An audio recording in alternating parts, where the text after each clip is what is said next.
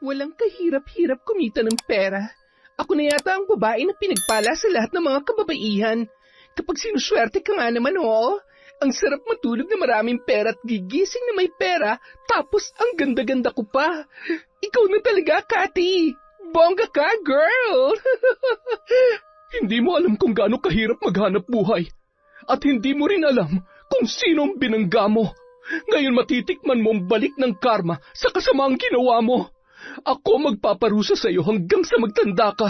Mararamdaman mo ang bagsik ng aking kapangyarihan. Aray! Tulong! Tulungan niyo ako! Hindi ko na kayang sakit. Tama na! Tigilan mo na ako! Alam ko, ikaw na matanda ka may kagagawan nito. Parang awa mo na. Huwag mo naman akong pahirapan ng ganito. Patawarin mo na ako. Tiisin mo lamang ang hapdi, Cathy. Kailangan mamatay ang mga insekto para hindi na mas lumala pa ang sugat mo. Kinakain ng mga yan ang iyong balat at sinisip-sip ang iyong dugo. Kung hindi natin mapapatay ang mga pesteng yan, hindi maghihilom ang mga sugat sa katawan mo. Taon 2006, Cavite.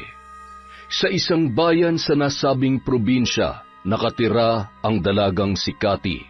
Kilala siya sa kanilang lugar dahil sa may angking kagandahan at kaseksihan. Kaya naman halos magkandara pa ang mga kalalakihan kapag siya ay dumaraan. Halos araw-araw may umaakyat ng ligaw sa kanila na labis naman na ikinatutuwa niya dahil sa mga dalang regalo o kaya naman ay pagkain. Kahit ni isa sa mga ito ay wala siyang magustuhan, pero hindi pa rin siya tumitigil sa pagpapaligaw dahil nang hihinayang siya sa mga binibigay ng mga yon. Ang iba ay sumuko na dahil halos maubos na ang kanilang pera, makabili lamang ng regalo para sa dalaga. Alam mo, Cathy, kung hindi mo ako gusto, mas mabuti pang sabihin mo na agad sa akin. Pabalik-balik na ako dito pero wala naman nangyayari. Nagsasayang lang ako ng oras sa iyo eh. Pinapaasa mo lang ako sa wala. Butas ng bulsa ko sa kung ano-anong pinapabili mo. Hoy, ang kapal naman ng mukha mo. Kung napapagod ka na, edi huwag ka nang bumalik dito. Tsaka yung mga dinadala mo, gusto mo yan dalhin sa akin. Isa pa, tingnan mo nga yung itsura mo. Ew, sa tingin mo ba papatulang kita? Wala bang salamin sa bahay nyo? Sana man lang inisip mo kung bagay ka sa akin, tsaka ka nagpabalik-balik dito. Sige na, umalis ka na. Marami pa akong gagawin. Napakamot ulo na lamang ang lalaki habang palabas ng bahay ng dalaga. Sa paglipas ng mga araw, dahil sa masamang ugali ni Cathy ay unti-unti na ring natauhan ang mga lalaking nanliligaw sa kanya. Ulilang lubos ang dalaga kaya nagpapalipat-lipat siya ng tirahan. Walang nakatatanda o kamag-anak man lamang na sumasaway sa kanyang mga ginagawa. Wala rin siyang permanenteng trabaho dahil hindi siya nagtatagal sa kanyang mga pinapasukan. Ayaw niyang napapagod at mas lalong nawawalan agad ng gana kapag napapagalitan ng kanyang mga supervisor o napagsasabihan ng kanyang mga katrabaho. Mahaba na ang 2 buwan sa kanyang mga napapasukan at magpapasya na lamang na umalis at maghahanap ng iba na mas magaan ang gawain. Sa ganda kong to, hindi bagay sa akin ang trabahong yon. Kaya hindi ako magtsatsaga sa kakarampot na sahod. Masisira lang ang ganda ko, hindi ko naman ikakayaman yon. Hindi rin naman siya nakakakuha ng mataas at magaan na trabaho dahil hindi siya nakapagtapos sa pag-aaral. Napabarkada at walang alam sa buhay kundi ang magbulakbol at manloko ng mga kalalakihan para lamang may pangtustos siya sa kanyang sarili at sa lahat ng kanyang mga pangangailangan. Isang araw, napilitan na naman siyang lumipat ng lugar at doon magbabaka sakali na mas gumaan ang takbo ng kanyang buhay. Marami kasi siyang pinagtataguan dahil sa kanyang mga utang at mga naloko. Maging may asawa at may edad na ay binibiktima niya sa ngalan ng pera. Kailangan kong maging mas maingat sa pagkakataong ito. Sana naman makahanap na ako ng lalaking magugustuhan ako, yung kaya kong buhayin at syempre, Yung kayang ibigay lahat ng luho ko. Pagod na ako sa ganitong buhay. Gusto ko nang yumaman. Pera, pera, pera! Kailangan ko ng pera para sumaya. Gamit ang kanyang naipon, nakabayad siya ng pangrenta sa bago niyang tinitirhang apartment. Sakto namang natanaw niya ang isang lalaki na naglalakad papunta sa isang sasakyan. Patakbong nagmadali ang dalaga para makasalubong ang lalaki at para masimulan ang kanyang plano. Nang makalapit na siya sa kinaroroonan ni Jerry, ay nagkunwaring nahihilo ang dalaga. Hinawakan nito ang ulo para mapansin siya ng lalaki.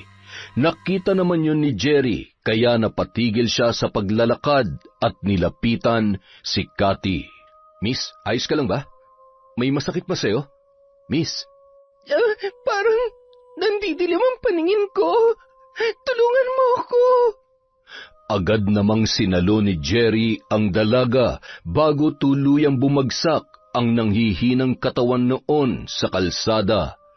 Nanlaki ang mga mata ng lalaki nang masubsob ang mukha nito sa malusog na dibdib ng dalaga. Agad niya namang inilipat ang kanyang tingin sa malaanghel na mukha ni Cathy. Miss, gising. Ayos ka lang ba? Ay, bakit naman ngayon pa?" Isinakay ng lalaki sa kotse ang dalaga at pinainom ng tubig. Binuksan niya ang aircon ng kanyang sasakyan para mahanginan si Cathy. Inisip niya na dahil baka sa sobrang init kaya yon hinimatay. "Gusto mo bang dalhin kita sa ospital para makasiguro tayo na maayos ang pakiramdam mo? Nahihilo ka pa ba?" Hindi na. Ayos na ako. Pwede bang ihatid mo na lang ako sa tinutuluyan ko?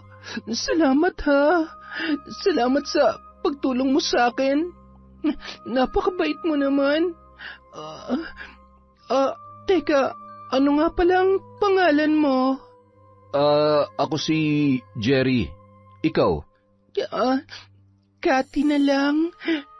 Sigurado ka ba na ayos ka na talaga? Hindi ka na magpapatingin sa doktor? Baka kung ano na yung sakit mo, mas mabuting magpatingin ka para maagapan. Bakit kasi lumalabas ka ng ganitong oras? Napakainit at wala ka pang dalang payong. Huwag kang mag-alala. Okay lang talaga ako. Siguro pagod o baka dahil puyat lang ako. At saka kanina pa kasi ako naglalakad para maghanap ng trabaho eh. Nahihilo pa rin ako pero kaya ko naman na. Sa susunod kasi magdala ka ng payong at tubig. Ayan tuloy, buti ako nakakita sa'yo. Hindi napigilan ni Jerry na mapalingon kay Cathy, lalo na sa mga maputing hita nito na sinadya ng babae na itaas ang kanyang palda at nagkukunwaring masakit yon habang hinihimas-himas. Napalunuklaway na lamang ang binata habang nagmamaneho. Nagulat ito nang hawakan ng dalaga ang kanyang hita. Maraming salamat, Jerry, ha? Kung hindi dahil sa'yo, baka nabagok na yung ulo ko kanina. At baka kung sino pang masamang loob ang nakadampot sa akin. Mabuti na lamang at ikaw ang tumulong sa akin. Ang swerte naman ng girlfriend mo o asawa mo. Bukod sa gwapo ka na, mabait ka pa. Wala nga akong girlfriend eh. Asawa pa kaya? Kapag sinuswerte ka nga naman, sakto, walang sabit. Baka ikaw na nga ang lalaking para sa akin.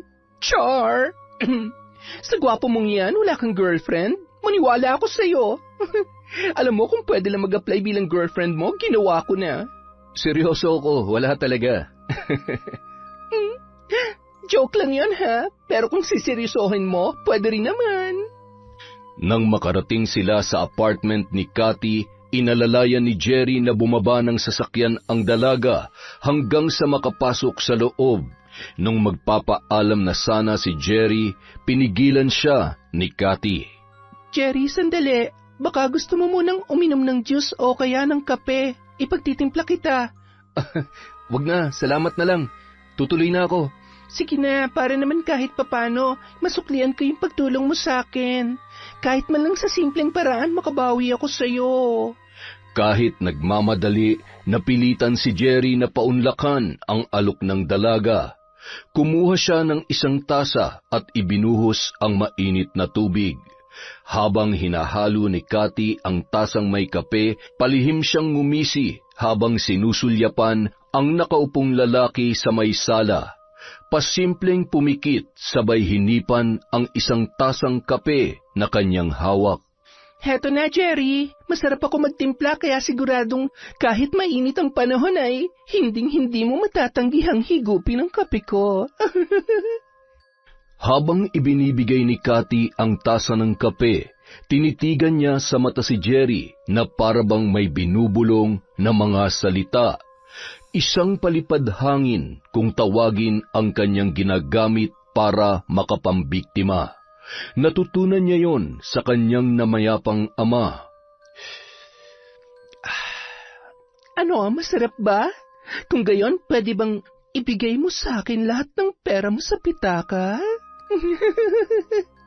Biglang natulala ang binata at parang wala sa sarili na sumunod na lamang sa utos ng babae. Kinuha niya ang pitaka sa kanyang bulsa at binigyan ng malaking halaga ng pera si Cathy. Pagkatapos maisakatuparan ni Cathy ang kanyang plano ay inihatid na niya si Jerry sa sasakyan. Pinaandar yon ng lalaki at agad na umalis. Wala sa sariling nagmamaneho si Jerry. Habang nasa kalagitnaan ng daan, bigla itong napahinto at biglang nanumbalik ang kanyang ulirat. Kasabay noon ay ang pagkirot ng kanyang ulo na animoy gulong-gulo sa mga nangyari. Hindi maalala ng binata ang buong pangyayari. Mas lalong tumindi ang sakit ng kanyang ulo sa kakaisip kung bakit siya napadpad sa lugar na yon. Ang tanging naaalala niya lamang ay may tinulungan siyang babae, ngunit hindi na niya maalala ang mga sumunod na nangyari. Nagulat siya na may biglang kumatok na pulubing bata sa bintana ng kanyang sasakyan para manlimos. Doon niya lamang napansin na nawawala na ang kanyang pera. Kinaumagahan, pumunta si Cathy sa isang mall para mag-shopping. Halos lahat ng magustuhan niya ay binibili niya nang walang pagdadalawang isip. Puro mamahalin ang presyo ng kanyang kinukuha.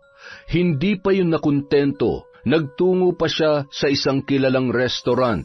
Kahit mag-isa lang siyang kakain, halos pang 3 katao ang kanyang ino-order. Pinag-usapan na siya ng mga waiter dahil sa dami ng pagkain na nakahain sa kanyang mesa. Hay nako, Tay, kung nabubuhay pa sana kayo ngayon, nararanasan niyo rin ang ginhawang nararanasan ko. Kayo kasi maaga niyo akong iniwan. Di hamak na mas magaling akong dumiskarte kaysa sa inyo. Pero hindi bale, ikakain ko na lang kayo sa bawat mamahaling restaurant na pupuntahan ko. Basta, Tay, ha? Huwag mo akong pababayaan kung nasan ka man ngayon. Ikaw nang bahala sa akin. Makalipas ang 1 linggo, wala nang natira sa nakulimbat ni Cathy, kaya naman mainit na naman ang kanyang ulo. Kaya nag-isip na naman siya ng panibagong plano para magkaroon ng pera. Palaging ganoon ang kanyang sitwasyon. Kung kailan ubos na ang kanyang pera, tsaka lamang siya kikilos. Hanggat nakikita niyang may laman pa ang kanyang pitaka, kampante lamang siya at walang pakialam. Kinagabihan, abala ang dalaga sa pagpapaganda ng kanyang sarili. Nilagyan niya ng pulang lipstick ang kanyang mga labi at nagbihis ng napakaigsing palda. Minsan na rin nagkaroon ng kinakasama ang dalaga at nakilala niya yon sa isang bar. Ngunit hindi nagtagal ang kanilang relasyon nang mapansin ng lalaki na pera lamang ang habol nito sa kanya. At hindi niya rin nagustuhan ang ugali ni Cathy. Walang alam sa gawaing bahay, waldas at kapag hindi nasusunod ang gusto ay nagwawala. Pagkatapos mag-ayos ng kanyang sarili, sumakay siya sa isang tricycle papunta sa isang bar. Pagkarating doon, Halos lahat ng lalaki ay isa-isa niyang kinilatis. Pinagtitinginan din siya ng mga yon dahil sa kaakit-akit niyang kasuotan, muka at hubog ng katawan. Kinikilala niya kung sino ang mukhang mayaman at kung sino ang may makapal ang pitaka. Tsaka niya gagawin ang susunod niyang hakbang. Ano ba yan? Parang wala namang mukhang tao dito. Ang tsatsaka, ha? Ay, di bali na nga. Pera lang naman ang kailangan ko eh. Lalaking may laman ang pitaka. Teka, ayun. Tama bang nakikita ko? Malapitan nga. Sa wakas, siguradong paldo-paldo na naman ako dito. Nilapitan agad ng dalaga si Miguel. Medyo may kaedaran na at bagong customer lamang sa bar na yon. Mukhang mabango at mayaman. Mas lalong namutawi ang ngiti sa mga labi ng dalaga nang makita niyang kinuha ng matanda ang pitaka mula sa bulsa nito para magbayad sa inorder na alak. Nang makaupo na ang lalaki ay agad rin umupo si Cathy sa tapat na mesa kung saan nakapwesto ang matanda. Sa ganda kong ito, ewan ko lang kung makakatis ka na hindi ako lapitan. Ayan, sige, tingnan mo lang ako. Lumapit ka, dahil wala kang mapapala kung tititigan mo lang ako. At nagsimula na ngang magpapansin si Cathy kay Miguel. Hinahawi-hawi pa nito ang kanyang buhok habang umiinom ng alak at nakatitig sa lalaki. Dahil sa litaw na litaw ang kagandahan at kaseksihan ng dalaga ay madaling napansin ng matanda ang nang-aakit na si Cathy. Pilyo siyang tinitigan ni Miguel. Maya-maya pa, lumapit na yon sa may mesang kinauupuan ng dalaga. Hi, miss. Ang ganda mo naman. Anong pangalan mo? Mukhang nag-iisa ka lang Wala ka bang kasama? Pwede bang makiupo at makisalo sa'yo? Ibang pangalan ang ginamit ni Cathy. Yon ang paraan niya para hindi siya matuntun o kaya naman ay mahanap ng mga taong binibiktima niya. Nauwi sa tawanan ang kanilang pag-uusap. Nawili ang matanda na makipagharutan sa dalaga kaya naparami ang kanyang pag-inom ng alak. Nung medyo may tama na, biglang lumapit ang isang lalaki na kasama nito na kanina pa pala sila pinagmamasdan. Malaki ang pangangatawan ng lalaking yun.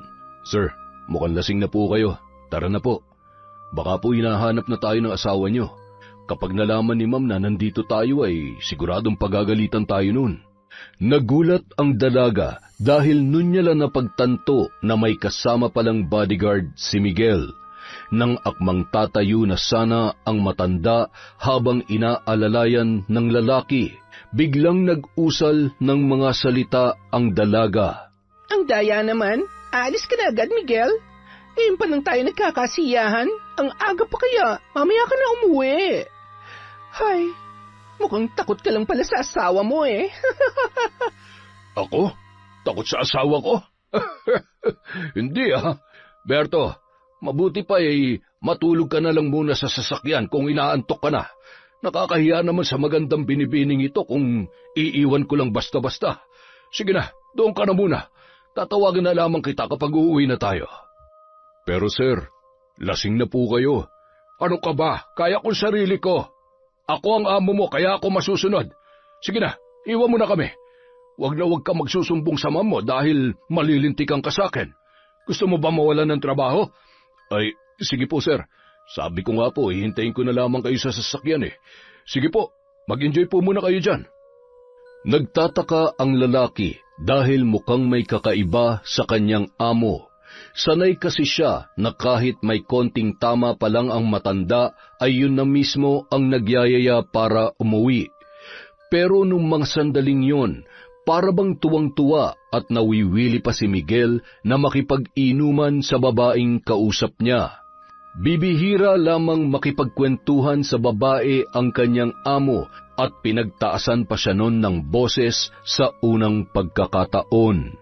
Akala ko iiwan mo na ako. Magtatampo na sana ako eh. Gusto pa naman sana kitang makausap dahil Nalulungkot ako.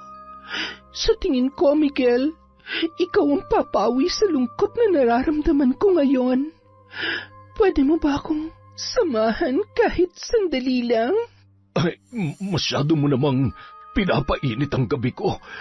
Paano naman ako makakatanggi kung ganito kabango at kagandang babaeng nasa harap ko? Ilang sandali pa, pumasok na ang dalawa sa pribadong silid sa bar na yon. Nang makapasok na ang dalawa sa nasabing silid, doon na isinagawa ng dalaga ang kanyang plano. Nilimas niya ang lahat ng perang laman ng pitaka ng matanda, sabay itinapon yon sa isang sulok. Iniwan niyang nakahandusay sa mahabang upuan si Miguel dahil sa sobrang kalasingan. Nagmamadali namang lumabas ng bar ang dalaga, sabay pumara ng tricycle. Samantala, kanina pa tingin ng tingin ang bodyguard ni Miguel sa kanyang telepono at inaabangan ang tawag ng kanyang amo. Nabaling ang kanyang paningin nang makita si Cathy na sumakay sa tricycle, kaya kinabahan yun at nagmadaling lumabas ng kotse para pumasok sa loob ng bar. Sir? Miss, nasa na po yung lalaking nakaupo dito kanina? Agad namang itinuro ng GRO kung saan makikita ang matanda, kaya dali-dali nitong pinuntahan ng silid at bumungad sa kanya ang tulog na amo at humihilik pa. Nakabukas ang zipper ng pantalon at nakaangat ang damit. Boss, gising! Ano nangyari? Bakit nandito ako? Anong oras na ba? Ako pong dapat magtanong kung ba't kayo nandito. Ano po nangyari sa inyo? Ba't kayo pumasok dito sa loob? At bakit kayo iniwan ng babaeng kasama ninyo? Nagmamadali siyang umalis kanina. Ay, teka, nasan po yung relong suot nyo? Tsaka yung kwintas ninyo? Ha? Nalintikan na. Pati wallet ko nawawala rin. Naisahan ako ng babaeng yun Hindi ko man lamang namalayan na. Naku, malilintikan ako nito sa misis ko. Paano nangyaring? Hindi kaya may kakaibang ginawa sa akin ng babaeng yon? Na-hypnotize ba ako? Maaari po. Baka nga po ginamitan kayo ng itim na kapangyarihan na kung tawagin sa probinsya namin ay palipad hangin. Napamura na lamang si Miguel sa sobrang inis sa sarili. Sinubukan niyang hanapin ang babae, ngunit walang nakakakilala sa pangalan na binigay nito. Kinuha niya rin ang CCTV footage ng bar, ngunit sadyang mailap ang dalaga sa kamera. Hindi maipaliwanag kung paanong hindi man lamang makilala ang mukha noon. Kaya wala nang nagawa ang matanda kundi hayaan na lamang ang nangyari. Makailang ulit pa siyang bumalik sa bar na yon at nagbaka sakali na makikita ulit ang dalaga. Gaya ng dati, nagpakasasa si Cathy sa perang nakuha niya kay Miguel. Malaki-laki rin ang natangay niyang halaga sa matanda. Humiga pa ito sa kama at pinaghahagis ang pera habang humahalakhak matapos niyang ibenta ang relo at kwintas. Walang kahirap-hirap kumita ng pera. Ako na yata ang pinakapinagpala sa lahat ng mga kababaihan.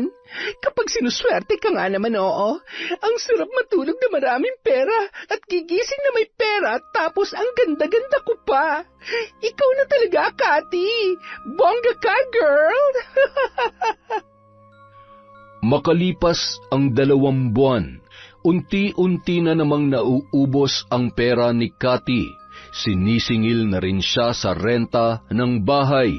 1 buwan na siyang hindi nakakabayad. Mas inuna pa niya ang kanyang mga luho kesa bayaran ang kanyang dapat bayaran. Kapag hindi ka pa nakapagbayad sa susunod na araw, talagang palalayasin na kita. May naibibili ka nga ng kung ano-ano tapos hindi mo magawang magbayad ng renta. At isa pa, pwede ba? Maglinis ka naman ng bahay. Tingnan mo nga yung paligid mo. Ang kalat-kalat at ang dumi-dumi na. Kababae mong tao napakababoy mo.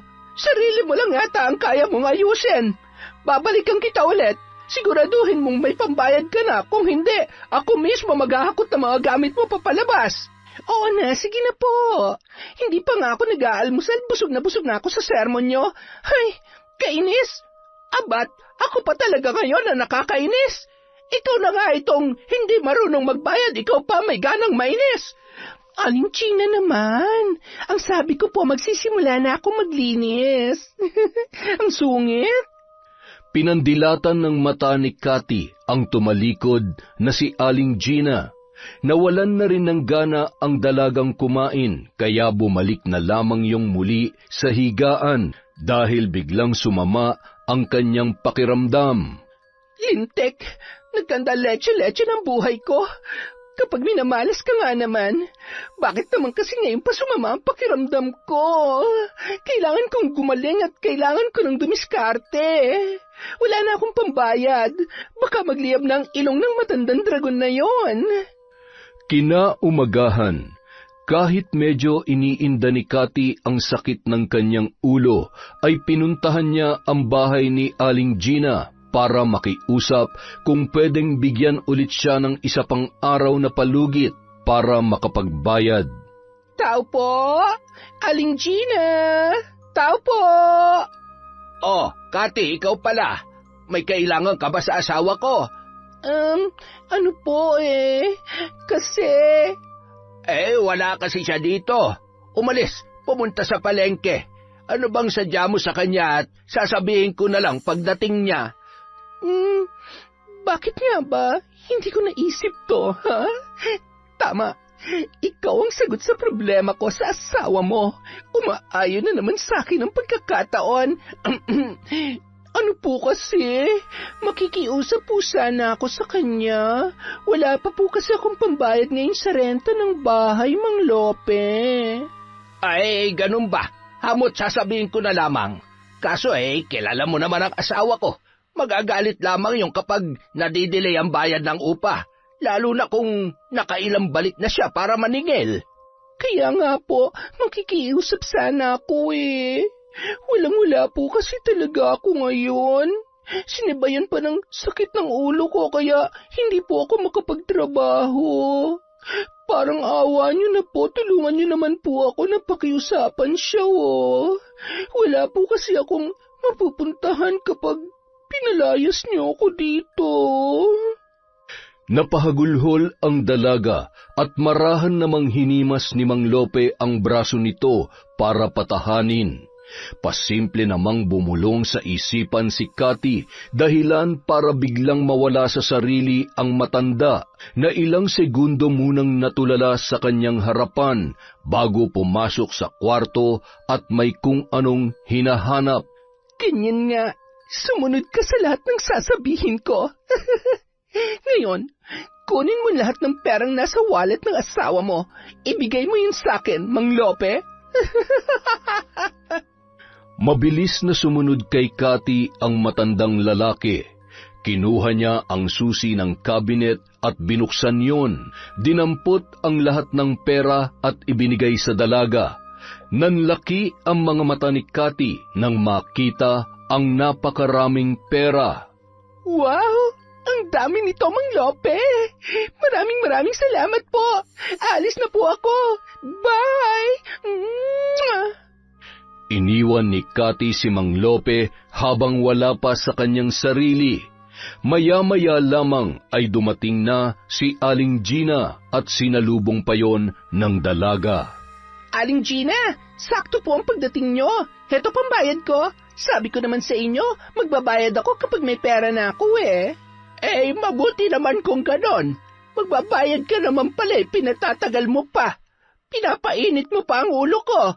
Kayo naman po kasi, hindi kayo makapaghintay. Ay, sige. Sa susunod, agahan mo magbayad para hindi tayo nagkakaproblema. Pasensya na po ulit kayo. Huwag na kayong magsusungit, ha? Sige kayo, mabuburi na. Napakaganda niyong kilay. Nako. Salamat naman.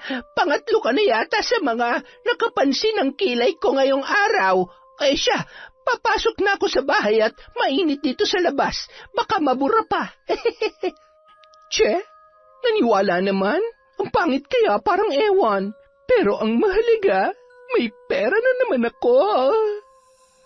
Samantala, nang makapasok si Aling Gina sa bahay ay agad niyang iniabot kay Mang Lope ang pinamili at pinadala yon sa kusina.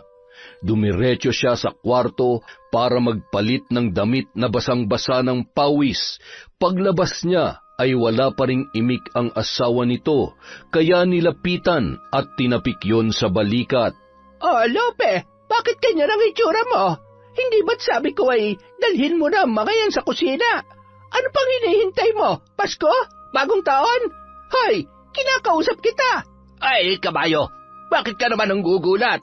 Kanina pa ako nagsasalita dito, hindi mo naman ako naririnig. Ano nangyari sa'yo, ha? Parang inaantok ako at ano nga bang ginawa ko kanina? Bakit parang wala akong maalala? Ay, naguguluhan ako. Parang, ewan ko sa'yo. Nag-uulyanin ka na talaga. Hindi mo na alam ang mga pinaggagawa mo. Natigil ang pag-uusap ng mag-asawa nang maalala ng babae na kailangan niya na palang magpasahod ng mga trabahante sa ipinagagawa nilang bagong apartment. Pagpasok niya sa kwarto ay nabulahaw ang buong kabahayan sa lakas ng kanyang sigaw. Lope! Ha? Gina? Ano nangyari? Nasaan ang pera ko dito? Kinuha mo ba? Dito ko itinatago yung mga inipong ko. Ano? Hindi ko alam yung sinasabi mong pera. Hindi ko naman pinapakailaman yung mga gamit mo, ha? Kung ganon, sino ang kumuha? Sino naman na maglalakas loob na papasok dito sa bahay natin? Wala ka bang napansin na ibang tao na pumunta dito? Galit na galit si Aling Gina dahil wala namang ibang tao sa bahay na yon. Ayaw din namang umamin ng asawa nito na siya ang kumuha, kaya minabuti niyang tingnan ang CCTV para malaman kung sino ang kumuha ng pera. Parehong nanlaki ang kanilang mga mata nang makita ang buong pangyayari. Ay nako, nagsisinungaling ka pa. Ayan, kitang-kita na ikaw ang kumuha at ibinigay mo sa babaeng yon. May pahawak-hawak ka pa sa braso? Ano? Dahil sa nilandi ka ng babae, binigay mo na yung pera ko? Walang hiya ka! Ang tanda mo na, kumakirengking ka pa at pera ko pa talaga ang ginagamit mo! Maniwala ka sa akin, Gina. Hindi ko alam na binigay ko sa kanya yung pera. Tingnan mo, parang may sinasabi siya tapos sinusunod ko naman. Hindi ko matanda ng buong nangyari. Pero maniwala ka, kahit mamatay man tayo ngayon, hindi ako nagsisinungaling. Mandadamay ka pa talaga. Lintik na babaeng yon. Kaya pala ang lakas ng loob. Sa akin lang naman galing yung pinambayad niya. Makikita niya. Hindi ko ito mapapalampas. Inuubos na talagang pasensya ko, ha? Siguradong may itinatago ang babaeng yon. May kakaiba siyang ginagawa para makapagnakaw ng pera. Humanda siya sa akin. Sinugod ni Aling Gina si Cathy para komprontahin sa nangyari. Agad namang itinanggi ng dalaga ang ibinibintang nito sa kanya. Dahan-dahan po kayo sa sinasabi niyo, Aling Gina. Wala po akong alam dyan. Ibalik mo ang pera ko. Walang hiya kang babae ka. Ipapakulong kita. Huling-huli ka na eh. Nagsisinungaling ka pa talaga. Hindi mo makukuha ang pera mo at lalong hindi ko hayaang makulong ako dahil sa'yo. Ang bag ko, kailangan kong tumakas. Hoy, saan ka pupunta? Magnanakaw! Ang kulit mo, ha? Sabi ng bitiwan mo ako. Gamit ang natitirang pera na galing sa matandang babae, naghanap ulit siya ng mauupahan na may kalayuan sa lugar na kanyang pinanggalingan.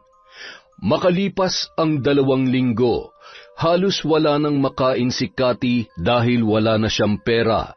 Pabalik-balik naman ang kanyang iniindang sakit ng ulo. Diyos ko naman, alisin niyo na po ang sakit ng ulo ko para makapagtrabaho na ako. Pinaparusahan niyo ba ako dahil sa mga ginawa ko? Buisit na Gina na yon. Yung mga gamit na naiwan ko, ang bobo ko talaga. Bakit ba naman kasi hindi na lang ako nagbenta ng mga gamit ko? Ay, nakakainis talaga. Isang araw, Nakaramdam ang dalaga ng kaginhawahan sa kanyang katawan, kaya wala nang inaksayang oras si Cathy at agad na nag-isip ng susunod na plano. Barya na lamang ang natitira sa kanyang pera. Palakad-lakad ang dalaga kung saan naghahanap siya ng panibagong bibiktimahin. Ano ba? Makisama naman kayo. Mukhang wala yata ako mapapala dito Wala yata akong madidilihensyahan ngayon. Magtitiis na naman ako sa lugaw na walang sahog at...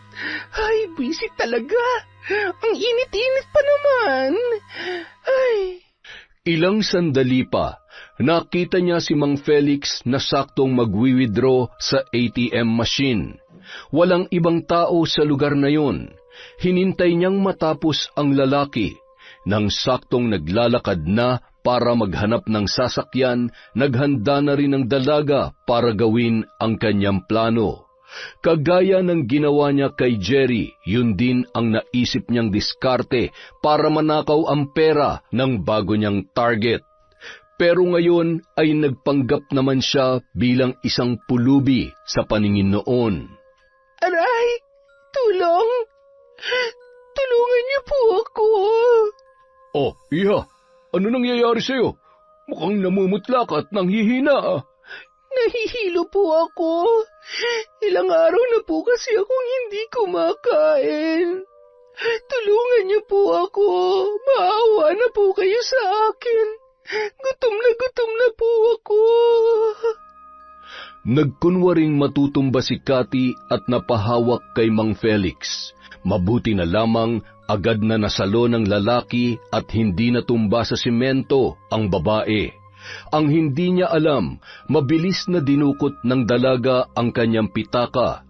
Nang makuha niya na yon ay pabulong na nagsalita si Cathy. Hindi naman makagalaw ang lalaki sa kanyang kinatatayuan. Natulala ito habang pinagmamasdan ang papalayong dalaga na bahagyang nakangiti sa kanya. Bumalik lamang ang kanyang ulirat nang businahan siya ng isang tricycle driver. Abat, hindi ka ba tumitingin? Sasagasaan mo ba ako? Abay, akala ko pumaparaho kayo Sasakay po ba kayo o hindi? Oy, sige, ihatid mo ako sa ospital. Kailangan ko makabalik agad at inaantay ako ng asawa ko't anak. Ilang sandali pa. Ipapasok ko ba sa loob o dito ka na lamang bababa? Huwag na, dito na lamang ako. Maglalakad na lang ako papasok. Ay, siya, sige, mabuti naman. Natitiyak ko, mahihirapan akong makalabas kapag pinilit ko pang ipasok tong tricycle. Sandali lamang at... Teka, nawawala ang pitaka ko Nagtulungan pa si Mang Felix at ang tricycle driver para mahanap ang pitaka sa loob ng tricycle, ngunit wala silang makita. Naawa na ang driver sa lalaki dahil baka sa mukha nito ang pagkadismaya at nabanggit rin nito na pambayad sana ang perang yon sa pagpapagamot ng kanyang anak na may sakit. Hindi na lamang ito pinagbayad ng tricycle driver at taus-pusong nagpasalamat naman ang matandang lalaki. Pasensya ka na talaga. Naabala ko pa ang paghahanap buhay mo. Wala na talaga akong pera kahit barya. Maraming salamat ulit, ha? Ay, walang anuman ho yun. Sana gumaling na ang anak ninyo. Tsaka mag-iingat po kayo. Parang wala sa sarili si Mang Felix na naglalakad papunta sa silid kung saan naroon ang kanyang anak at asawa na si Aling Mona na nagbabantay sa kanilang anak. Hanggang nung mga oras na yon, hindi niya pa lubos maisip kung ano ang nangyari. Pagkarating ay nakangiting sinalubong ni Aling Mona ang kanyang asawa. Mahal, magkano ang nasahod mo? Kasya na ba para sa bibilhin nating gamot ni Chinchin? Oy, mahal, kinakausap kita. Hindi mo ba ako naririnig? Ano nangyari sa'yo? Bakit parang hindi maipintay yung mukha mo? May nangyari ba? Oo, mahal. Kasya na sana. Kaya lang ano? Kinakabahan naman ako sa'yo. Akin na yung pera at bibili na ako ng gamot ni Chinchin. Kanina pa dapat siya nakainom. Nakailang balik na rin dito yung nurse. Tinatanong kung nakabili na ba tayo. May kailangan pa rin tayong bilhin na i-inject sa kanya. Kailangan maagapan ang pagkalat ng impeksyon sa katawan niya. Kung hindi, mas lalo siyang manghihina. Ano kasi, mahal? Nawala yung pitaka ko kanina. Nanakawan yata ako. Ha? Ano? Paanong nanakawan ka? Hindi mo ba napansin? Bakit? Saan ka ba pumunta? Ikinuwento ni Mang Felix kay Aling Mona ang kanyang natatandaan. Ang pinagdududahan niya ay yung babae na lumapit sa kanya para humingi ng tulong. Wala naman kasing ibang tao na nakasalubong si Mang Felix nung mga sandaling yun. Nanlumo ang mag-asawa dahil sa yun na lamang ang kanilang inaasahan na wala pa na parang bula. Nag-alala tuloy sila kung saan kukuha ng panggastos sa ospital. Halos lahat na ng kanilang kakilala ay nautangan na ng mag-asawa. Ano nang gagawin natin ngayon? Kailangan makabili tayo ng gamot ni Chinchin. Ang mamahal pa naman ng mga gamot na kailangan niyang inumin. Ay, mahal, paano ng anak natin? Saan na naman tayo kukuha ng pera? Wala ka nang sasahurin sa susunod na buwan. Halos ilang araw ka pa lamang pumapasok, may utang pa tayo sa boss mo. Kaya nakakahiya naman na mangutang na naman tayo sa kanya. Huwag ka na mag-alala, mahal. Gagawa ko ng paraan para makabili tayo ng kailangan ng anak natin. Nagpaalam saglit ang lalaki para maghanap ng pwedeng mahiraman ng pera. Kahit na nahihiya ay sinubukan niya pa rin humingi ng tulong sa kanyang boss. Ang kanyang pinagtatrabahuhan ay si Miguel. Naikwento niya sa kanyang boss ang nangyari sa perang ipambibili niya sana ng gamot ng kanyang anak. Nagulat ang lalaki sa mga sinabi ni Mang Felix. Bigla siyang napaisip na posibleng pareho ang babaeng nagnakaw ng kanyang pera at ang babaeng ikinukwento ng kanyang tauhan.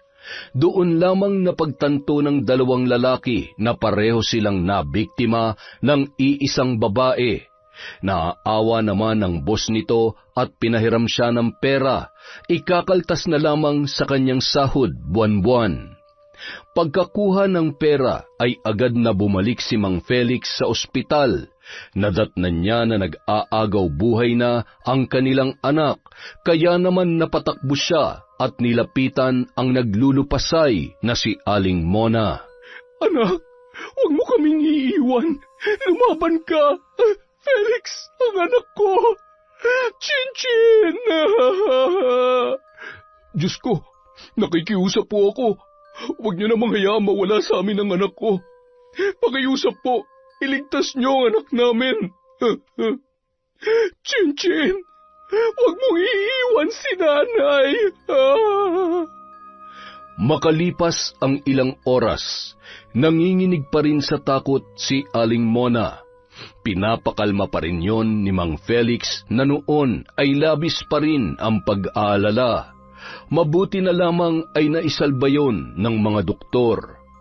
Akala ko mawawala ng anak natin.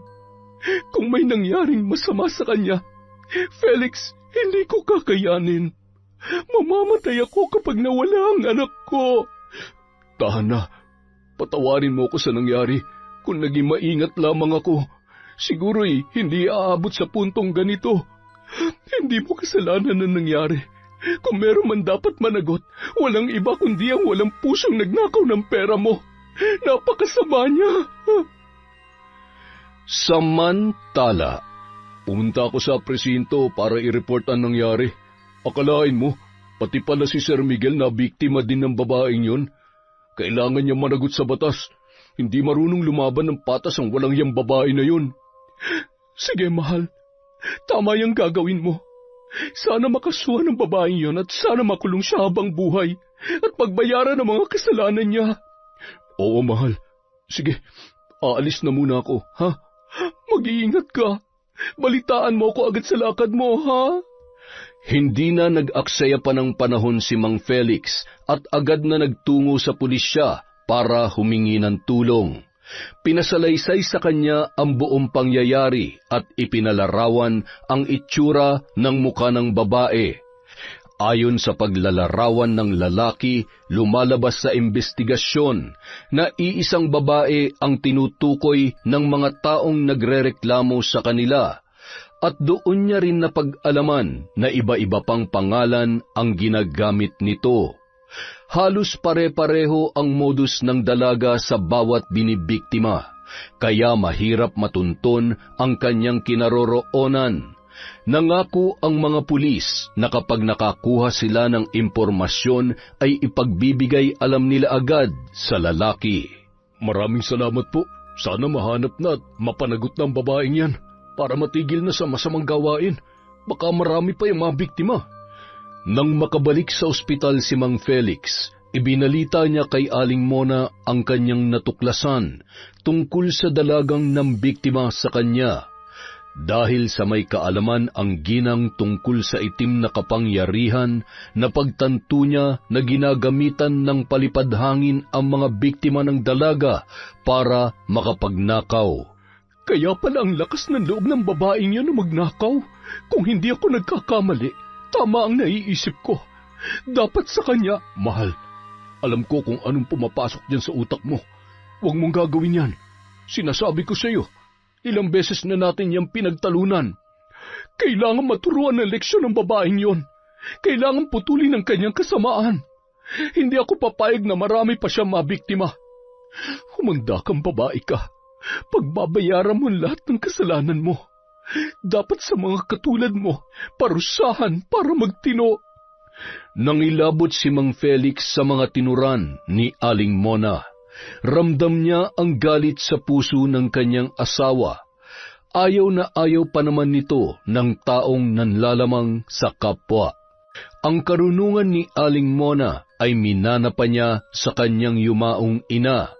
Mula nang magkaanak sila ni Mang Felix ay sinubukan niya yung itigil. Sa pagkakataong yon ay mukhang desidido na siya na parusahan ang dalagang si Cathy gamit ang barang. Mahal, ikaw na muna magbantay sa anak natin. Uuwi muna ako. May kailangan akong gawin. Hindi ka na ba talaga magpapapigil sa gagawin mo? Alam mong kasalanan sa Diyos ang binabalak mo. Huwag mong ilagay sa mga kamay mo ang pagpaparusa sa taong yun. Ipaubaya mo na lamang yan sa batas. Kung aantayin pa natin ang mga pulis, natitiyak ko na marami pang mabibiktima ang babaeng yon. Kaya habang maaga pa, tatapusin ko ng kasamaan niya. Siguro naman mapapatawad ako ng Panginoon sa aking gagawin. Muntik na malagay sa peligro ang buhay ng anak natin dahil sa babaeng yun. Kung may nangyari kay Chinchin, hindi ako magdadalawang isip na tapusin siya. Pagkarating ni Aling Mona sa kanilang bahay, dumiretso agad siya sa kwarto at sa ilalim ng kanilang kama. Doon nakalagay ang kahon kung saan nakasilid ang kanyang mga kagamitan sa pambabarang. Hindi mo alam kung gaano kahirap kumita. At hindi mo rin alam kung sino ang binangga mo. Ngayon matitikman mo ang balik ng karma sa kasamaang ginawa mo. Ako ang magpaparusa sa iyo hanggang sa magtanda ka. Mararamdaman mo ngayon ang bagsik ng aking kapangyarihan. Kinuha ni Aling Mona ang malaking itim na kandila sabay sinindihan. Mula sa kanyang bulsa, dinukot niya ang nakatiklop na papel na may guhit ng muka ng babaeng pinagbibintangan nila na magnanakaw. Binigyan ng kopya ng mga pulis ang kanyang asawa sa pagkakakilanlan ng babae, kaya yun ang gagamitin ng ginang sa pagsasagawa ng barang.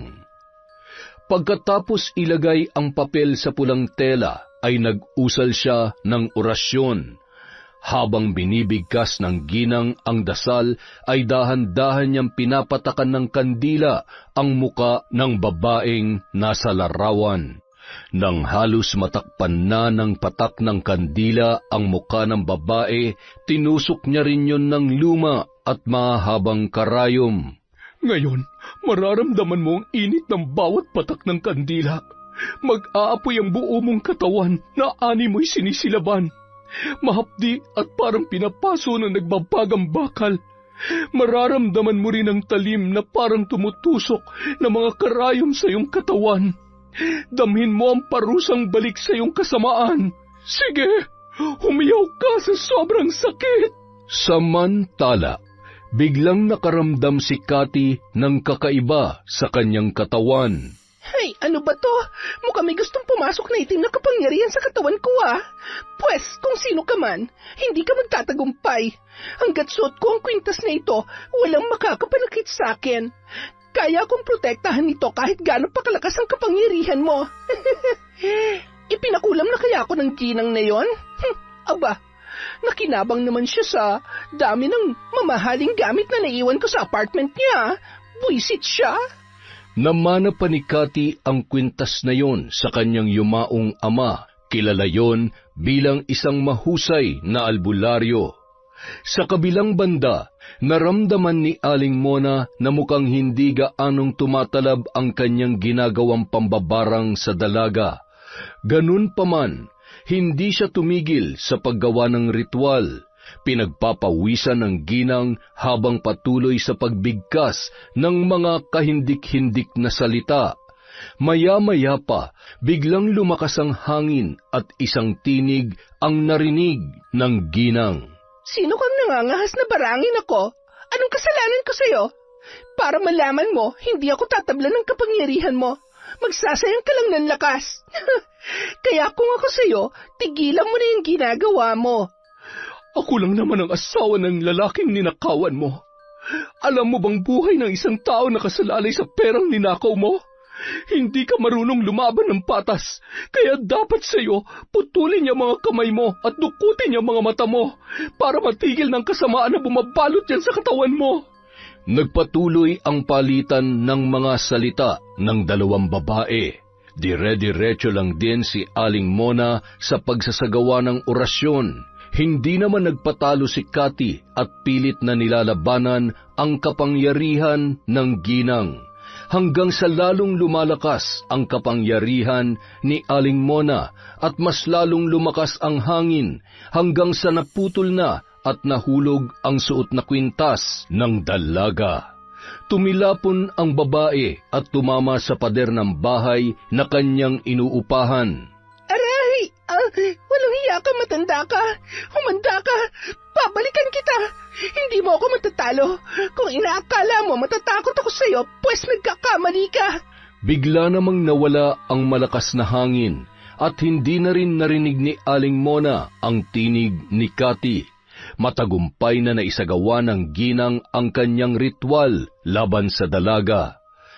Samantala, halos hindi makatayo si Cathy sa sobrang lakas ng pagkakatalsik niya. Gumagapang na siya sa sahig sa kahahanap ng kwintas, ngunit nagkapira-piraso na yon. Hindi pwede! Kailangan kong kwintas na to! Hindi! Kinagabihan, nagising si Cathy ng alanganing oras nang makaramdam ang dalaga ng sobrang init. Para siyang nililitsyon na baboy sa nagbabagang uling. Dali-dali siyang bumangon at nagtungo sa kusina para uminom ng tubig. Halos maubos niya ang laman ng pitsil.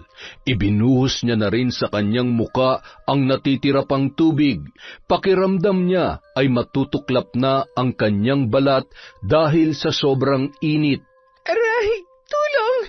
Tulungan niyo ako! Hindi ko na kaya ang sakit! Tama na! Tigilan mo na ako! Alam ko, ikaw na matanda ka, may gawa nito sa akin. Parang awa mo na. Huwag mo naman akong pahirapan ng ganito. Patawarin mo na ako. Kahit anong sigaw ni Cathy para humingi ng tulong ay walang nakakarinig sa kanya. Kaya walang nagawa ang babae kundi tiisin na lamang ang sakit. Halos wala na siyang saplot sa katawan nang pagtatanggalin niya ang suot niyang damit. Kahit na nakatapat na siya sa bentilador ay wala pa rin yung epekto. Nahirapan na rin siyang huminga at muntikan ng himatayin. Tulong! Parang awa niyo na! Tulungan niyo ako! Maya-maya pa, bigla na lamang nawala ang init na kanyang nararamdaman. Natuwa ang dalaga at napahalakhak. Inakala niya na tumigil na ang pambabarang sa pagpapahirap sa kanya. Ngunit ilang sandali pa, nang mahihiga na sana ang babae, malakas na sigaw ang kanyang pinakawalan. Nang maramdaman niya na parang may tumutusok sa kanyang likod. Aray! Ano na naman to? Lintik na matandang yun ah! Hindi mo ba talaga ako titigilan? Ano ba? Tama na! Hirap na ako! Tigilan mo na ako! Mas lalong tumindi ang sakit na nararanasan ni Cathy. Hindi na ito mapakali at napapalundag na rin ang dalaga sa sobrang sakit, hanggang sa tuluyan na siyang nawalan ng malay. Kinaumagahan, nagising na lamang ang dalaga na nakahandusay sa sahig. Masakit ang ulo at nanlaki ang kanyang mga mata nang makita niya na puno ng sugat ang kanyang buong katawan. Parang hiniwa ng isang matalim na bagay at sa loob noon ay may mga insekto. Pinagmasdan ng dalaga at nandiri siya dahil gumagalaw-galaw pa ang mga yon. Nagpupumalahaw siya sa iyak at hindi makapaniwala sa nangyayari sa kanya. Samantala, Sana naman ay magtanda ka ng babae ka. Kulang pa yan sa mga nagawa mong kasalanan. Pasalamat ka't kahit papano'y mabait ako. Dahil kung hindi, baka tinapos ko na ang buhay mo. Pero dahil hindi naman ako kasing sama ng iniisip mo, hindi kita papatayin. Gusto ko lang matuto ka at itama ang mga bagay na kahit alam mong mali ay ginagawa mo pa rin. Pero hindi pa rin dyan matatapos ang pagpapahirap ko sa iyo. Makalipas ang 2 araw, hindi pa rin tumigil si Aling Mona sa pagpapahirap kay Cathy. Kaya humingi na ng tulong ang dalaga sa kakilala nitong albularyo. Kinailangan niyang bumalik sa lugar kung saan siya lumaki, dahil doon nakatira ang kilalang albularyo ng kanyang ama. Sakay ng nirentahang sasakyan ang dalaga, bumiyahe siya ng mahigit 4 na oras para marating ang lugar na yon. Dumiretso na siya sa bahay ng manggagamot dahil baka kung makita pa siya ng mga tao doon ay pagtulungan pa siyang saktan. Kahit may takot siyang bumalik sa kanila ay napilitan pa rin siya dahil sa kagustuhan niyang gumaling. Cathy, anong ginagawa mo dito? Mang Danny, tulungan niyo po ako at sana po huwag niyo ipaalam sa mga tao na nandito ako. Kayo na lang po ang alam kong makakatulong sa akin. Parang awa niyo na po. Hirap na po ako. Alam mo na hindi ako sang-ayon sa mga ginagawa mo. Pinagsabihan na kita, pero hindi ka nakinig sa akin. Ginamit mo sa maling paraan ang iyong kapangyarihan. Kagaya ka rin ng tatay mo. Simula na mamatay ang ama mo, ang buong akala ko ay tatalikuran mo na rin ang itim na karunungan. Kung wala lang akong utang na loob sa iyong ama, hindi kita patutuloy sa pamamahay ko. Sa inyo na po mismo nanggaling. May utang na loob kayo sa pamilya ko. Kung hindi dahil kay tatay, baka wala na kayo sa mundong ito. Kaya bilang kapalit, tulungan niyo po ako. Tanggalin niyo ang sumpa na nakakabit sa katawan ko. Sige, tutulungan kita. Pero mangako ka sa akin na magbabago ka na. Ito na siguro ang naging karma mo.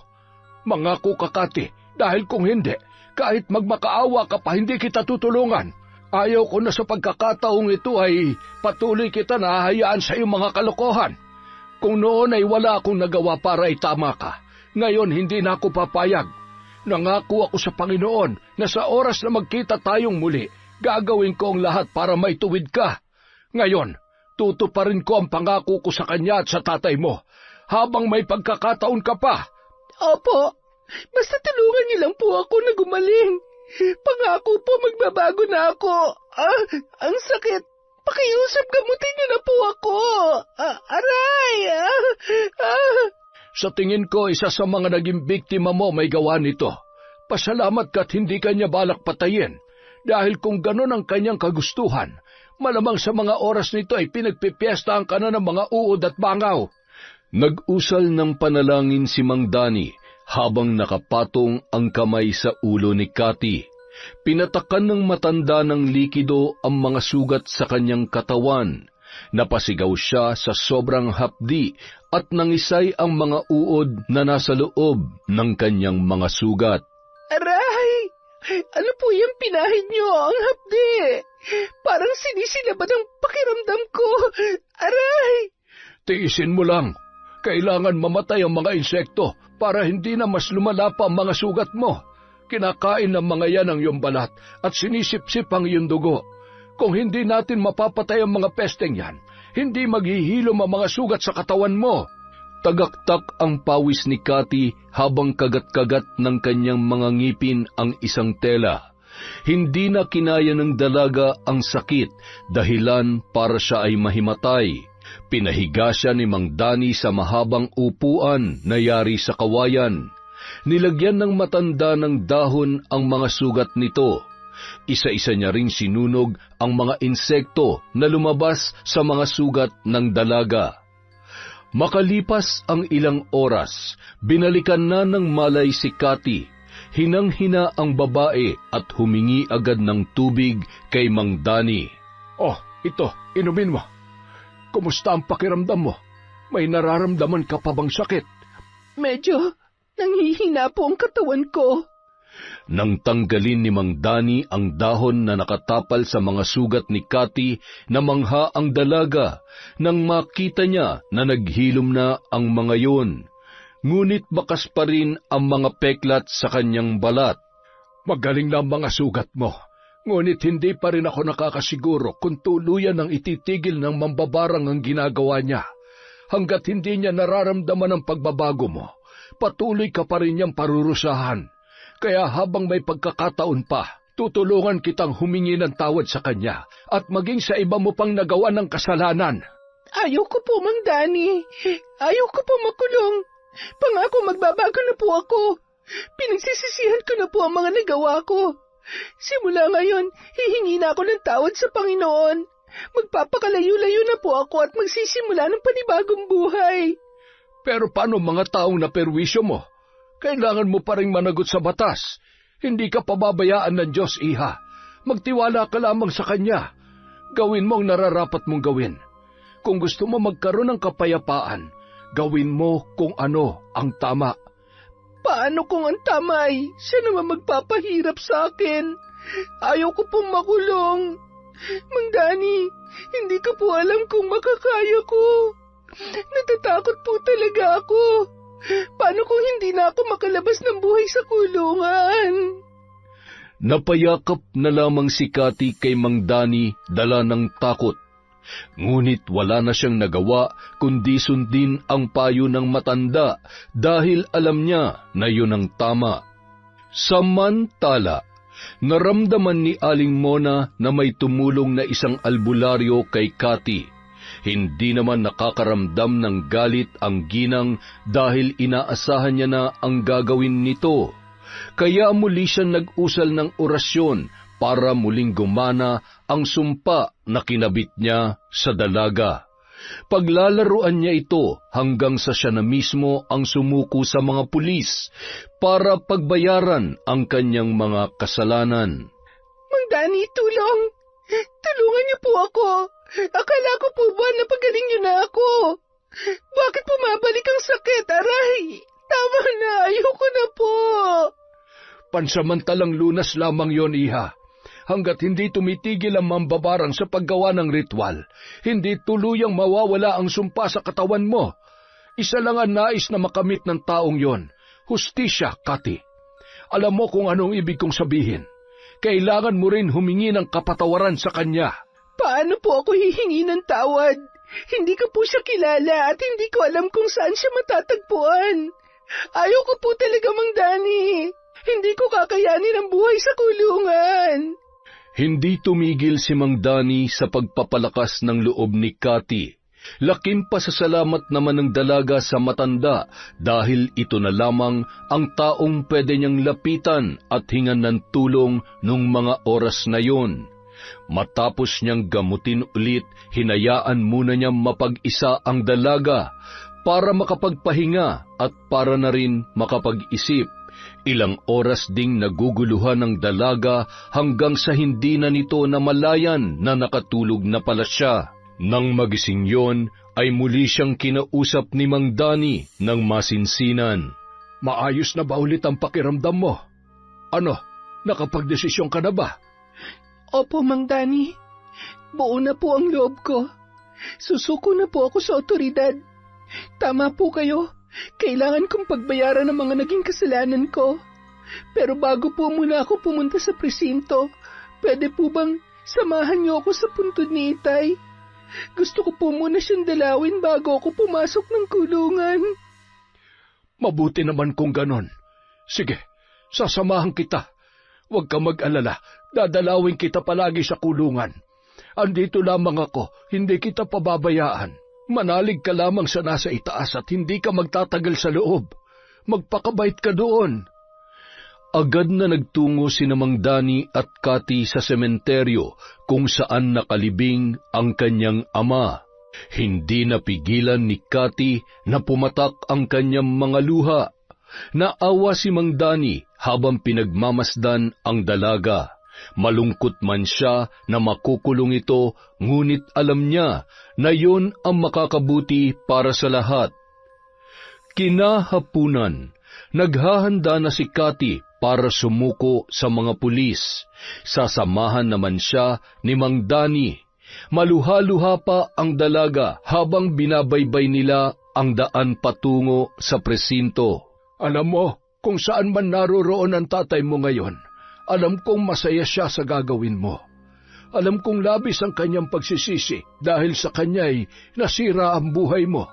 Kaya matutuwa siya dahil gusto mo nang ayusin ang sarili mo, na kailanman ay hindi niya nagawa para sa kanyang sarili. Nang makarating sila sa presinto, ay agad na pinusasan si Cathy ng mga pulis, kinunan ng litrato at kinuha na rin ang kanyang fingerprints. Pagkatapos noon ay ipinasok na ang dalaga sa selda. Humagulhol yun habang nagpapaalam ang matanda. Matatag ka, Cathy. Alam kong malalampasan mo ang lahat ng ito. Samantala, nung araw ding yun ay lalabas na ng ospital ang anak ni Mang Felix at Aling Mona. Mas lalo silang natuwa nang makarating sa kanila ang balitang pagsuko ni Cathy sa mga alagad ng batas. Hindi maipaliwanag ang sayang nararamdaman ng ginang nung mga oras na yun. Salamat naman at nagtanda ng babaeng yun. Patawarin niyo po ako, Diyos ko, kung nakagawa po ako ng kasalanan. Yun lamang talagang naisip kong paraan para parusahan at maturuan ng leksyon ang katulad niya. Natulungan ko siyang itama ang mga pagkakamali niya. Patawad po kung nagpasakop ako sa kadiliman. Lumipas ang ilang araw, linggo, buwan at taon. Naging mabait ang dalaga sa loob ng kulungan. Maraming naantig sa kwento ng kanyang buhay, kung papaano niya piniling magbago at takasan ang mundong kinagisnan niya, simula pa lamang nung siya ay bata pa. Natuto rin ang dalaga sa mga gawain katulad ng mga gawaing bahay. Kapag linggo naman ay sumasali siya sa mga grupo ng mga kababaihan na nagninilay-nilay at isa na rin siya sa nagpapakalat ng salita ng Diyos. Isang araw, dumalaw si Mang Danny sa presinto at kinumusta ang kalagayan ng dalaga. Masaya ko na makitang malaki na ang pagbabago mo. Halos lahat ng mga salita na lumalabas dyan sa bibig mo ay patungkol na sa Diyos. Ipagpatuloy mo lamang yan. Salamat po sa inyo, Mang Danny. Dahil sa tulong nyo, namulat ko sa tama ang mali. Ngayon nararamdaman ko ng mabuhay ng masaya at payapa. Oo, Iha. Talagang mararamdaman mo ang tunay na saya dahil may maganda akong balita sa iyo. Malapit ka na makalaya. Dininig na ng Diyos ang mga panalangin mo. Talaga po? Maraming salamat, Panginoon ko. Talagang napakabuti ninyo. Nasasabik na po ako makita ang tunay na ganda ng mundo. Walang paglagyan ng saya na nararamdaman ko ngayon.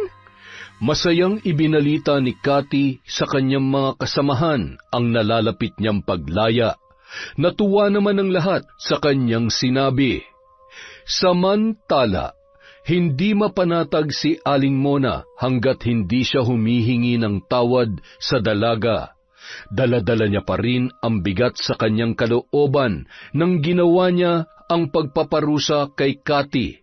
Kaya minabuti nitong dalawin at puntahan ang dalaga kung saan man yun nakakulong. Pagdating sa kulungan, nagtatakang lumabas si Cathy dahil wala naman siyang inaasahang bisita. Tanging si Mang Danny lamang ang dumadalaw sa kanya simula nung siya ay makulong. Ikaw pala si Cathy. Opo. Sino po sila? Kilala niyo po ba ako? Ako si Mona, yung asawa nung ninakawan mo sa may bangko. Natatandaan mo ba siya? Ho? Ibig sabihin, kayo rin ang... Oo, ako ang nambarang sa'yo. At nagawa ko yun dahil sa muntik na mapahamak ang anak namin nung araw na yun. Buhay ang nakasalalay sa perang ninakaw mo. Kaya napuno ako ng galit. Kung ganon, ano pong ginagawa niyo dito? Nakikita niyo po, pinagbabayaran ko na mga kasalanan ko. Ano pa po ang gusto niyo? Maawa po kayo. Huwag niyo akong papatayin. Tinuruan lamang kita ng leksyon. Patawarin mo sana ako. Natigilan si Cathy sa sinabing yon ni Aling Mona. Ilang minuto bago siya nakapagsalita. Bakas sa kanyang muka ang pagkabigla at hindi siya makapaniwala na pinuntahan pa siya ng ginang. Ho? Bakit po kayo humihingi ng tawad sa akin? Ako po nakagawa ng kasalanan, kaya ako po dapat humingi ng kapatawaran sa naidulot kong problema. Muntik na mapahamak ang anak ninyo dahil sa akin, kaya patawarin niyo po ako. Sana po'y mapatawad niyo ako. Oo, Iha. Matagal ka na naming pinatawad. Ang ginawa mong pagsuko ay nangangahulugan lamang na bukal sa loob mo ang pagsisisi. Ngayon mapapanatag na ang kalooban ko sapagkat pareho na natin nakamit ang kapatawaran sa ating mga puso. Hindi mapigilan ni Cathy na mapayakap kay Aling Mona. Parang nabunutan ng tinik ang kanilang mga dibdib nung mga sandaling yun. Nang makauwi na si Aling Mona ay agad niyang kinuha ang kahon na naglalaman ng kanyang kagamitan sa pambabarang. Isa-isa niyang sinunog ang mga yon katulong ang kanyang asawa at anak.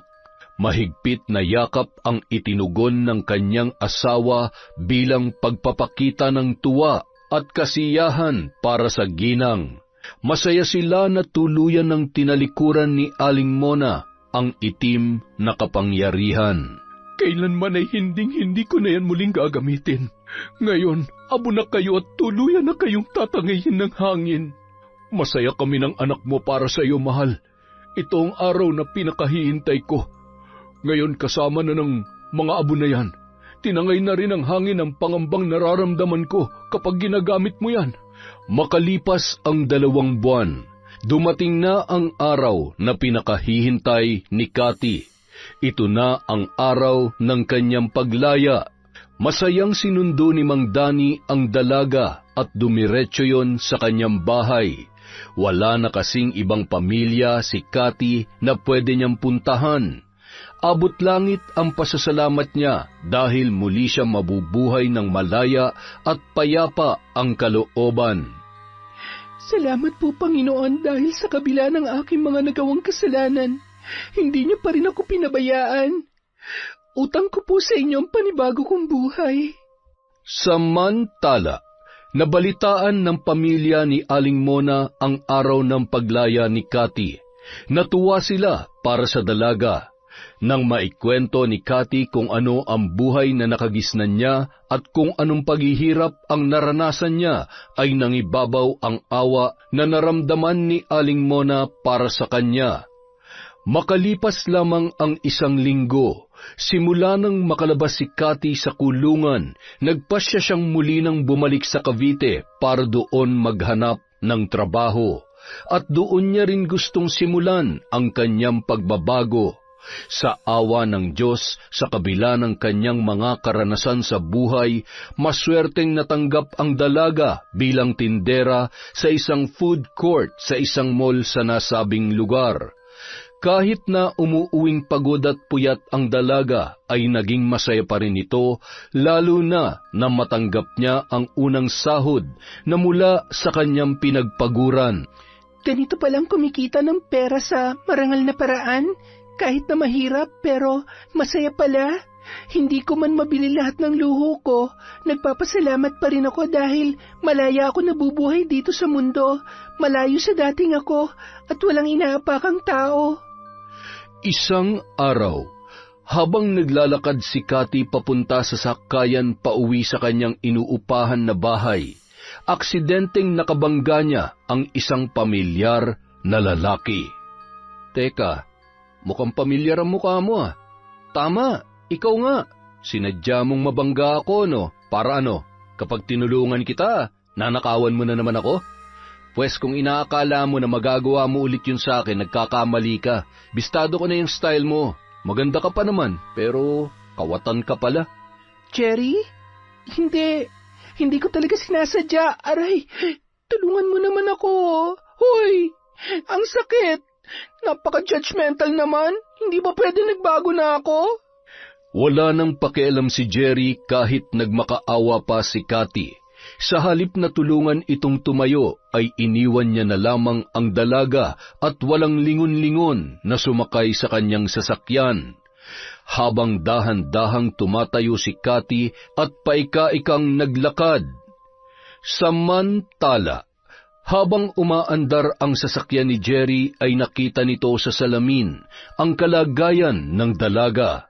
Napaisip ang lalaki na baka nga hindi nagsisinungaling si Cathy nung mga oras na yon. Totoo kayang nasaktan talaga siya? Ano ka ba, Jerry? Maniniwala ka na naman ba sa palabas ng babaeng yan? Buisit, napakahusay talagang magpanggap. Minsan mo na ako naloko kaya tantanan mo ko at baka makalimutan kong babae ka. Hindi porket maganda ka, madadaan mo ako sa paawa-awa mo. Ay, tumigil ka nga sa karupukan mo, Jerry. Hayaan mo na siya. Yun ang mga salitang sinasabi ng utak ng binata. Ngunit may puwang sa kanyang puso ng pagkaawa kay Cathy. Sinisigaw nito na tulungan ang dalaga. Malalim na buntong hininga ang pinakawalan niya, sabay pinaatras ang sasakyan para balikan si Cathy. Oh, bakit bumalik ka? Kala ko ba hindi mo na ako tutulungan? Sige na, wag na. Kaya ko na to. Hindi naman kita masisisi kung hanggang ngayon galit ka pa rin sa akin. Kasalanan ko naman talaga. Naiintindihan kita kaya sige na. Kaya kong sarili ko. Huwag ka na nga mag-inarte dyan. Halika na. Sumakay ka na. Ihahatid na kita sa bahay mo. Nang makasakay si Cathy sa kotse ni Jerry, walang imikan ang dalawa. Pareho silang nakikiramdam sa isa't isa hanggang sa binasag ni Cathy ang katahimikan sa loob ng kotse. Patawarin mo sana ako sa kasalanang nagawa ko sa'yo. Pinagbayaran ko ng lahat ng yun sa kulungan. Salamat din at sa kabila ng nagawa ko sa'yo, mas pinili mo pa rin na tulungan ako. Sana mapatawad mo na ako. Pinagsisihan ko ng lahat ng yon. Sinisikap ko na ngayon na magbagong buhay.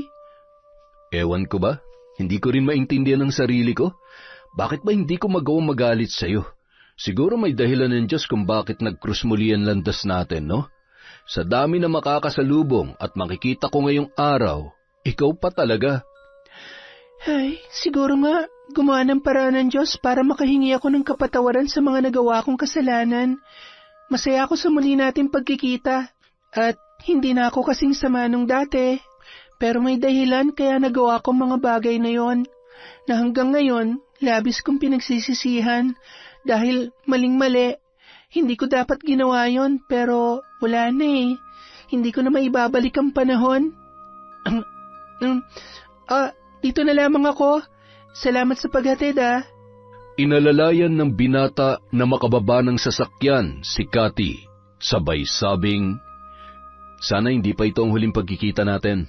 Gusto kitang makilala ng lubos at para malaman mo, pinatawad na kita. Matagal ko nang kinalimutan yon, pero syempre, naiinis pa rin talaga ako sa ginawa mo. Ay, sige na, mag-ingat ka ha. Pagkatapos noon ay pinaandar niya na ang sasakyan.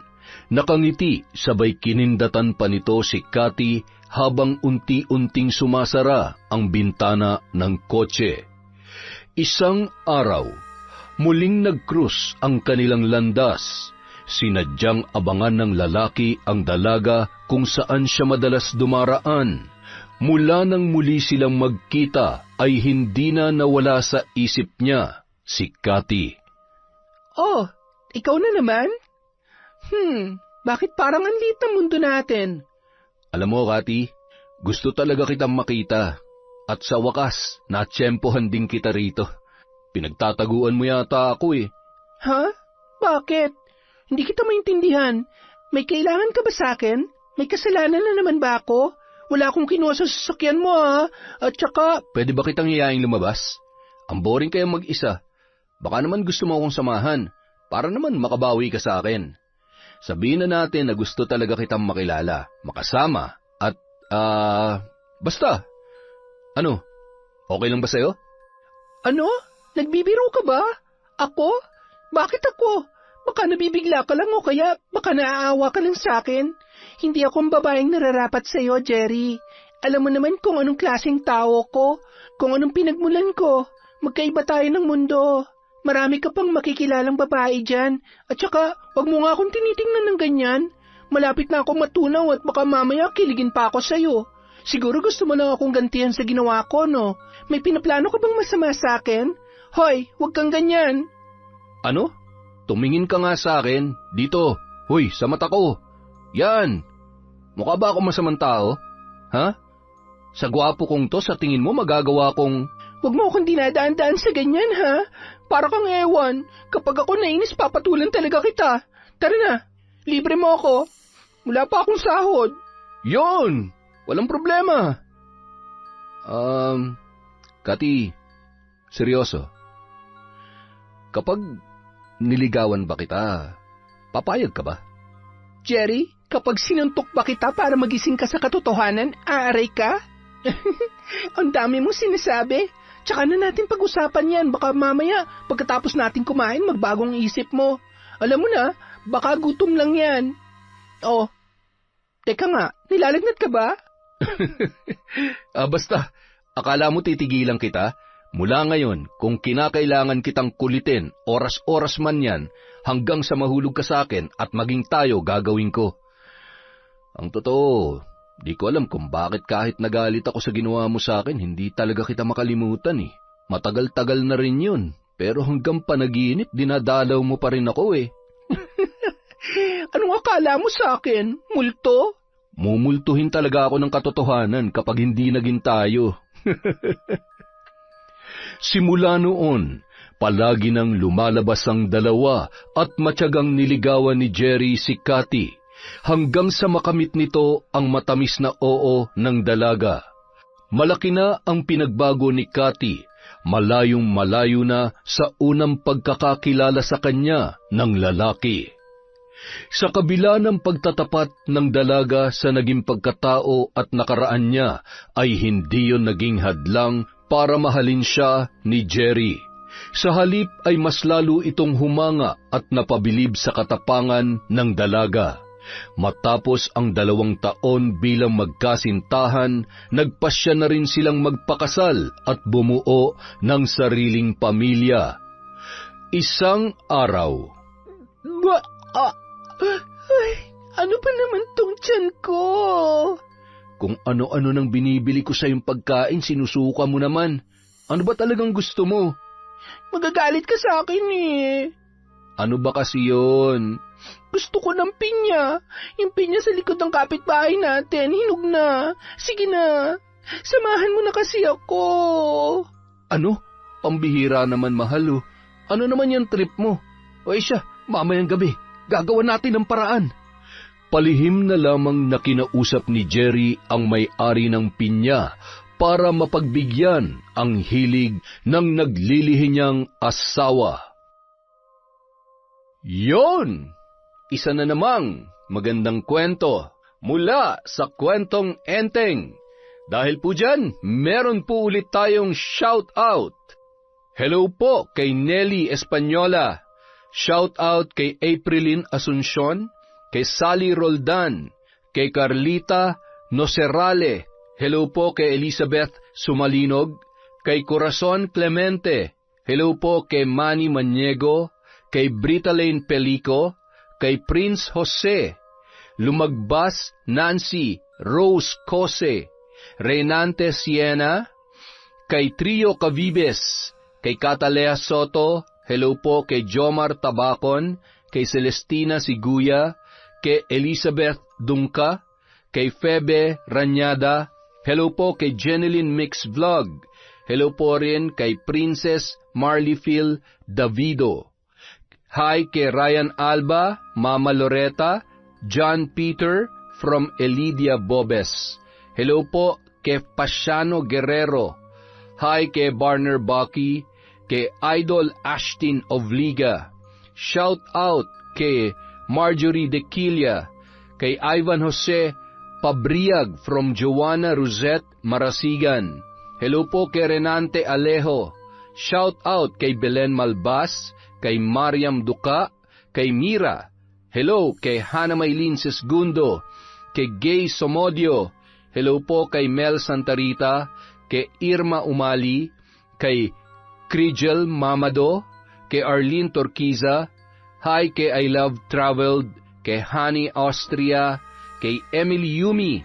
Hello kay Alma Naong, kay Charlene Gumansing, Michelle de la Cruz, Torillos and Guiwan family from Joel Guiwan, kay Jing Villaran, kay Langga Jonah. Hello po kay Jose Arcaliana, kay Alfreda Alano. Shout out kay Jenny, Laurelin at LJ from Lawrence, Balubayan. Hello kay Dapanderan Brewmaster, kay Frances Remuel Velches, kay Inday Besel TV, ang Lady Guard ng Pampanga, Yon Astig, at sa Jet Guard Agency. Hello po kay Earhart the Great Vlog, kay Dimples Yumi, kay Larcy Siriban. Hello kay Teresa Mabelin Francisco. Hello kay Milina Aswiani, kay Mariam Bautista. Hi sa Kakalja family from Connie Kakalja. Hello po kay Maricel Nogot from Yuki Machimoto. Hi sa mga taga Polomolok, South Cotabato from Biba Dima. Hello po kay Merly Kidian, kay Ramil Fariolin, kay Queen Haley, kay Mercedita Balana Reyes. Hello po kay Kimpoy Feliciano, kay Roberto Crimen, kay Analie Vallega, kay MGS 14, sa Yamasaki family, kay Leng, kay Kensuke, kay Kagari, at Kentaro from Ami Yong. Hello po kay Adoracion Espiritu. Hi kay Cola Lona, kay Robely Solivio, kay Corazon Federizo, Arlene Monggi Albader. Hi po kay Ryan Large, kay Missy MTD. Hello po kay Hilario Patra Jasmine. Hi po kay May Megs, kay Shaga Lameri, Angelina Ignacio, Julie Zabate, kay Annabel Ibanez. Hello po sa Team Manok ng Angeles, Pampanga, Escarda Family, Jeboy, Rose, Janine, Jimmy, Joven, Leonard, Jerry, Weng, Windy, Jerha, KJ, Mike, Kimsed, Rick, Monding, Iron, AJ, Arnold, Angie, Vicente, Yael, Ethan, at sa buong Team Manok ng Angeles, Pampanga. Hi po kay Tita Serrano, kay Noraline Olitsub, sa RGW Garment from Basta Mage ako. Hi kay Vivian Collado, Kabutahe. Hi po kay Josie Aniban, kay Astillero Rialco from Kim Rialco. Hi kay Jimmy Guevara. Shout out kay Lolita Mariano, kay Dine Sinag, kay Juvie Bustamante. Hello kay Princess Kayla Martinez, kay JR Pineda, kay Isay Diaz, Mary Jane Alitin, Doris Estander, Pearl Torres, Evelyn Reyes, Ivan Pabriag from Joanna Rosette, Marasigan. Hi kay Kay Sian from Kuya Koy. Hi po kay account P1Z. Hello kay Mea Espiritu, kay Angelina Edelmira from Elizabeth Dungka. Hello po kay Janet Cisneros, kay Alfredo Siguya, kay Marilu Francisco. Shout out kay Jessica Rojas, kay Raquel Hasegawa, kay Lizelle Goleta. Hello po sa Galedo family from Rai. Bonbon Tailoring from Cheryl Rebecca. Hello po kay Leona Taytay, kay Giza Nicole, kay Elizabeth Pamintuan, kay Jay Mortiza, Betty Velasco, Edna Lintupas, Cesan de la Cruz. Hello po kay Noemi Garcia Pabunan, kay Margie Banosong, sa Roylos Chicharon from Adela Garcenila, at syempre kay Corazon Kakalda. Maraming salamat po. Mag-iingat po kayo kung nasan man po kayo, sa mga masisipag nating OFW at syempre sa mga nandito rin po sa Pilipinas. Maraming salamat po sa inyo sa walang sawang pagsuporta sa Kwentong Enteng.